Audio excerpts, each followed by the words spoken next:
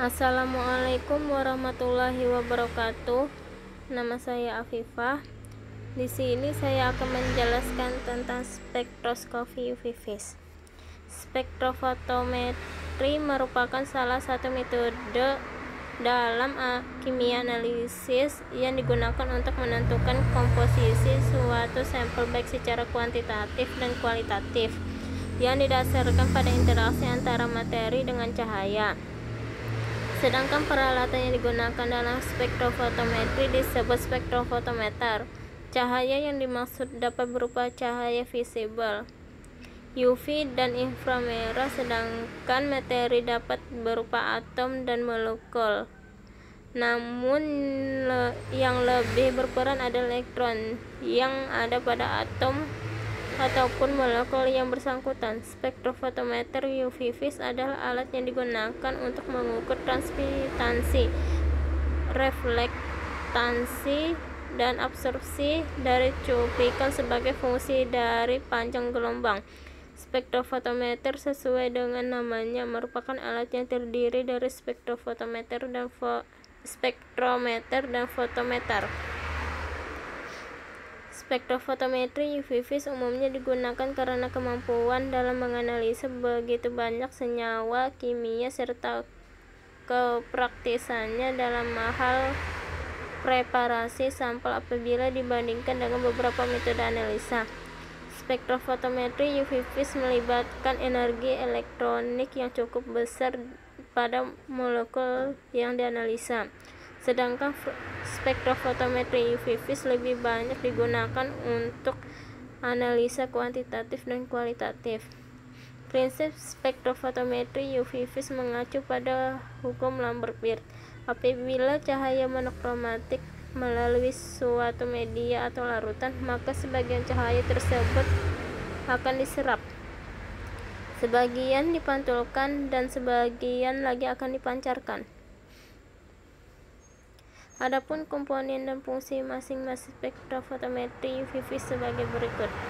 1. Sumber cahaya. Sumber sinar polikromatis berfungsi sebagai sumber sinar polikromatis dengan berbagai macam rentang panjang gelombang untuk spektrofotometer. 2. Sumber cahaya. Sumber sinar polikromatis berfungsi sebagai sumber sinar polikromatis dengan berbagai macam rentang panjang gelombang untuk spektrofotometer. Lampu tungsten atau wolfram. Lampu ini digunakan untuk mengukur sampel pada daerah tampak. Bentuk lampu ini mirip dengan bola lampu pijar, memiliki panjang gelombang antara 350 sampai 2200 nm. Spektrum radiasinya berupa garis lengkung, umumnya memiliki waktu 1000 jam pemakaian. 3. Monokromator. Monokromator berfungsi sebagai penyeleksi panjang gelombang, yaitu mengubah cahaya yang berasal dari sumber sinar polikromatis menjadi cahaya monokromatis. Jenis monokromator yang saat ini digunakan adalah grating atau lensa prisma dan filter optik. 4. Kompartemen sampel atau sel sampah. Kompartemen ini digunakan sebagai tempat letaknya kuvet. Kuvet merupakan wadah yang digunakan untuk menaruh sampel yang akan dianalisa. Kuvet yang baik harus memenuhi syarat sebagai berikut. A. Permukaan harus sejajar secara optis.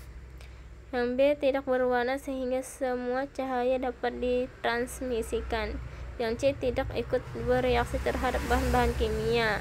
Yang D. Tidak rapuh. Dan yang E. Bentuknya sederhana. 5. Detektor.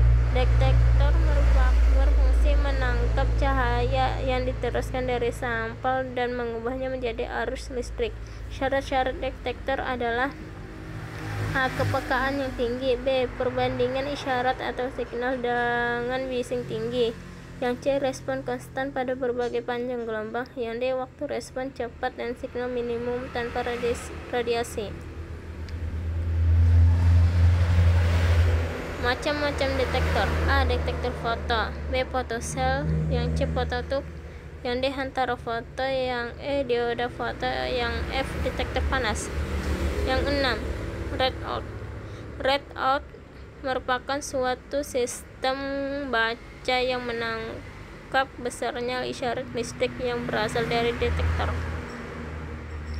Dan selanjutnya yaitu ada kurva kalibrasi. Di sini ada data kurva kalibrasi. Kadar miligram per liter dan ABS. Yang pertama yaitu 0,00, ABS-nya 0,001. Yang kedua yaitu 0,02, ABS-nya 0,074. Yang ketiga 0,05, ABS-nya 0,184.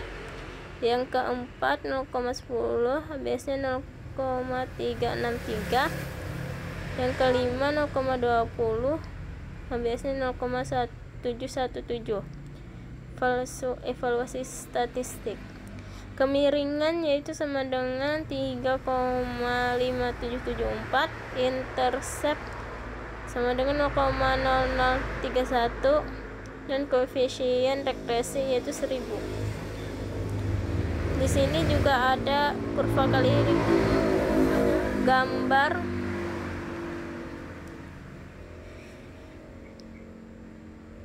kurva kalibrasi grafiknya.